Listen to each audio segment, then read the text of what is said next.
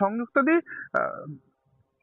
Vote হুম। একটা মাত্র বিধানসভার উপনির্বাচন হলে একটা মাত্র বিধানসভা কেন্দ্রে, সেখানে কালীগঞ্জে আহ, বিজয় উল্লাস, তৃণমূলের জয় জয়কার, বিজয় উল্লাসের বলি হলো 9 বছরের হুম। বালিকা। হ্যাঁ। পরিবার পুরোপুরি অভিযোগ করছে তৃণমূলের মিছিল থেকেই তাদের হুম। বাড়ি লক্ষ্য করে বোমা ছোড়া হয়েছে, এবং সেখানেই ঘটনাস্থলে মৃত্যু হয়েছে ওই বালিকার। এদিকে সাহায্য ফিরিয়ে দিল হুমায়ুন কবিরের মুখের ওপর পরিবার।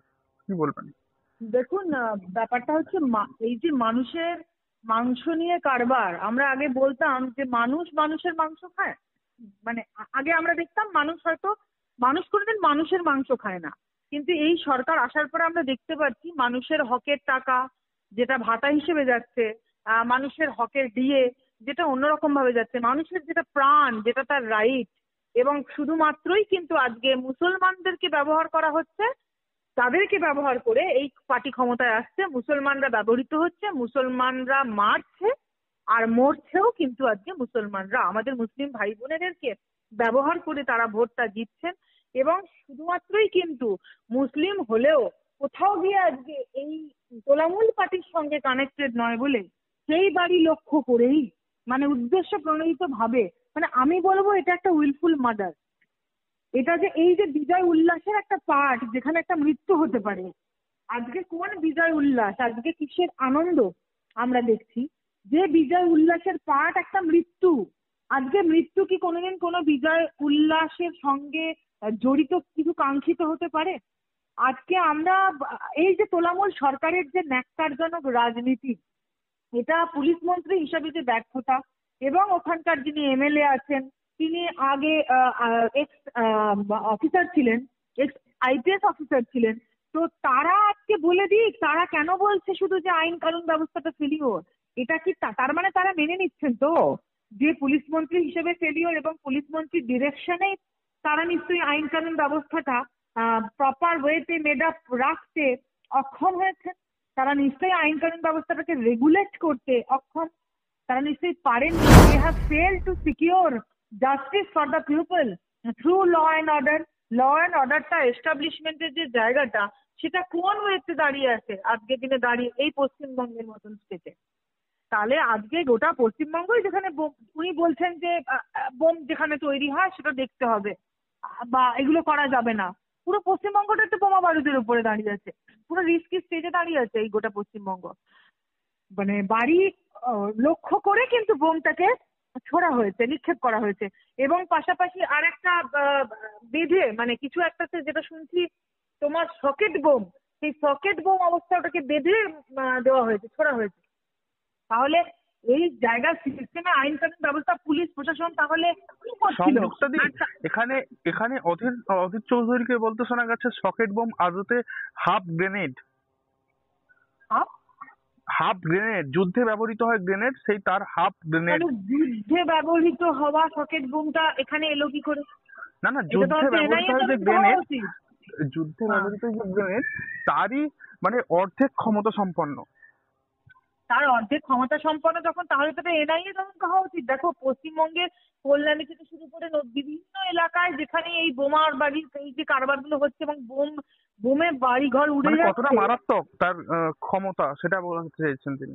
তাহলে অন্তত আজকের দিনে দাঁড়িয়ে পশ্চিমবঙ্গের জনসমাজের কি বোঝার সময় আসেনি যে তারা এই সরকারকে কবে পরিবর্তন করবে? Democracy is of the people, democracy is for the people, democracy is by the people. ডেমোক্রেসিতে পিপলস ওপিনিয়নই কিন্তু শেষ কথা বলে, পিপলরাই কিন্তু লাস্ট আলটিমেটাম দেয়। তাহলে সেই ডেমোক্রেসিতে দাঁড়িয়ে আজকে একে একে এই যে বোমার জায়গা, বোমার বারুদের উপরে পশ্চিমবঙ্গের আজকে যে এই মারাত্মক রিস্কের মধ্যে দিয়ে পশ্চিমবঙ্গ যাচ্ছে, তার দায়ভার পশ্চিমবঙ্গের মানুষকেই তো নিতে হবে। আমাদের বাঁচাবে একটা কে? কথা দিদি, আমাদের আপন ভাববো।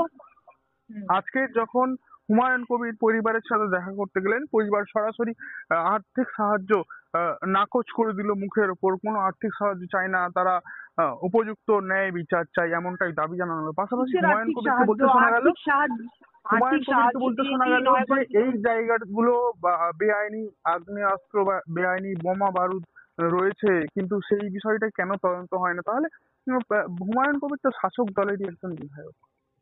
আর্থিক সাহায্য দিয়ে কি 9 বছরের বাচ্চা মেয়েটা কি ফিরিয়ে আনা যাবে? কোন টাকার আর্থিক সাহায্য? তারা তো তাদের মেয়েকেই পাবে না বাড়ি, তারা কেন আর্থিক সাহায্য নেবে?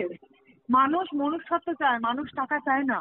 মানুষ খেয়ে পরে বাঁচতে চায়, তার জন্য টাকা একটা মাধ্যম, খেয়ে পরে বাঁচার সেটা একটা মাধ্যম হিসাবে। এরা যেভাবে মানুষকে টাকার সঙ্গে গুলিয়ে ফেলছে এই সরকার, মানুষের ন্যাক্কারজনক ভাবে মানুষের যে ফান্ডামেন্টাল রাইটস গুলো সেগুলোকে নষ্ট করছে। এটা এই সরকার করছে।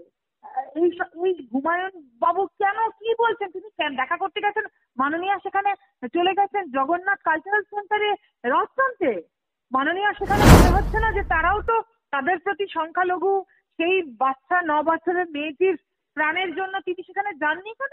সেই সংখ্যালঘু ভাই বোনটির পরিবারের সঙ্গে, মানে তার বাবার সঙ্গে মেয়েটির কেন তিনি দেখা করেননি? দিদি, মাননীয়া মনে কি করতে করাচ্ছে হলো এবং রাজনীতি হুমায়ুন করতে? কবির ইনি প্রাক্তন রাজ্য পুলিশের এসপি পদেও নিযুক্ত ছিলেন, দায়িত্ব জানি। সামলেছেন।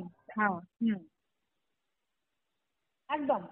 তাহলে তো উনি আরো বেশি করে জানেন যে ল অ্যান্ড অর্ডারটা কিভাবে ফেলিওর হচ্ছে। আজকে পশ্চিমবঙ্গে দাঁড়িয়ে যে law and order failure, police মন্ত্রীর যে ফেলিওর, তার জন্য পুলিশ মন্ত্রীর পদত্যাগ আমরা বারে বারে দাবি করেছি। কেন পুলিশ মন্ত্রী যে পারছেন না রাজ্যে ল অ্যান্ড অর্ডার মেনটেন করতে, এটা তো বুঝতে পারছি। তারা আবার নতুন করে কি বলে দেবে? এরপরেও মাইনরিটি ভাই বোনরা যখন আজকে কালীগঞ্জেও আজকে তাদেরকে জিতিয়ে এনেছেন তোলামূল পার্টিকে, তার মানে তারা কি এই বিজয় উল্লাসই চেয়েছিলেন? মৃত্যুর বিজয় উল্লাস কি তাহলে তারা চেয়েছিলেন? একটা 9 বছরের মেয়ের মানে মানে হঠাৎ করে এরকম ভাবে কোন রকম দোষ ছাড়া সেই মেয়েটার কি অন্যায় ছিল? কি দোষ ছিল? বলছি তো, ভোট করাচ্ছে সংখ্যালঘুরা, মারছে সংখ্যালঘুরা, আর মরছেও কিন্তু সংখ্যালঘুরাই, আমাদের ভাইরা, ভাই বোনেরা। তাহলে সেই জায়গায় মাননীয় আজকে কিসের রাজনীতি করতে গেছেন জগন্নাথ কালচারাল সেন্টারে?